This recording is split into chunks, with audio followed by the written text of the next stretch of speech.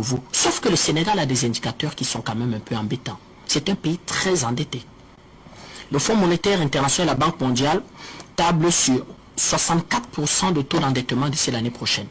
La norme supérieure à laquelle on vous déclare État pratiquement en cessation de paiement, c'est 70%. Ils en sont à 6 points. Le Sénégal, c'est 1400 milliards de déficit commercial. Ils ne produisent rien. Ils achètent tout. Le Sénégal, c'est 70% de la population dans l'agriculture qui participe à peine à 17% du produit intérieur brut. Ça veut dire qu'ils en sont encore à l'agriculture avec la machette et la houe.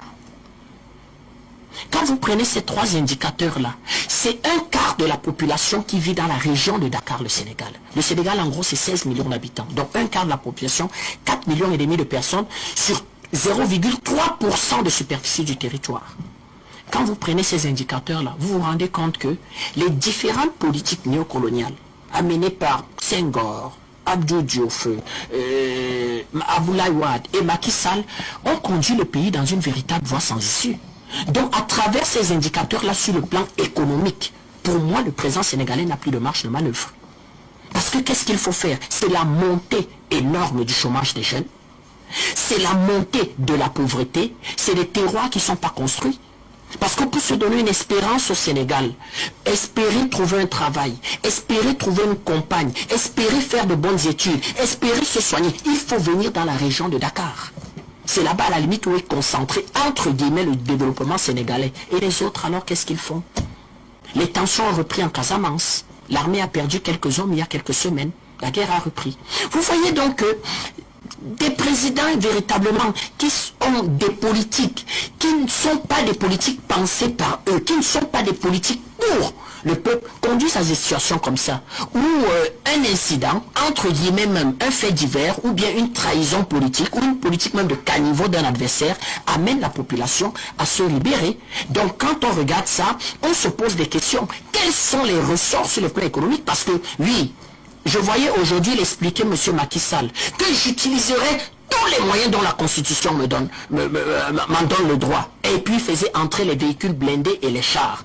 C'est un pays où il y a bulletin unique, où il y a tous les déshydratats, comment je vais dire, de modifications que nos promotions veulent. Hein. C'est compris dans le code électoral. Hein. C'est sans plus le meilleur code électoral. Donc, si des gens n'ont pas de projet sérieux, on en arrive là-dessus. Alors, est-ce les politiques aujourd'hui qui sont mises en route au Sénégal qui font problème, ou alors il est purement et simplement question de d'éliminer un adversaire politique? Je crois que le cas de ce député nous intéresse beaucoup au PCN parce que c'est un ancien candidat à la présidentielle qui est sorti troisième. C'est un jeune, c'est un député. Il y a des similitudes avec notre président. Et lorsqu'on voit tout ce qui est mis en œuvre pour lui barrer le chemin de la présidentielle, ça nous exclut sur le... C'est ces jeunes-là qu'on a pu mettre en route. Il a suffi d'un seul appel pour que ces jeunes se mettent en route. Il a eu 15,67% à la dernière élection, élu par 687 personnes. Mais vous avez vu le nombre de gens qu'il a pu mettre en route. C'est un travail qui se prépare. Lorsqu'on est un responsable politique et qu'on a la légitimité, ça se ressent. Je crois qu'il a tout simplement été sous-estimé par ses adversaires politiques qui en avaient déjà éliminé plusieurs et qui pensaient faire de lui une simple bouchée. Mais la mal leur en a pris et les choses se sont corsées plutôt. Alors, les choses se sont malheureusement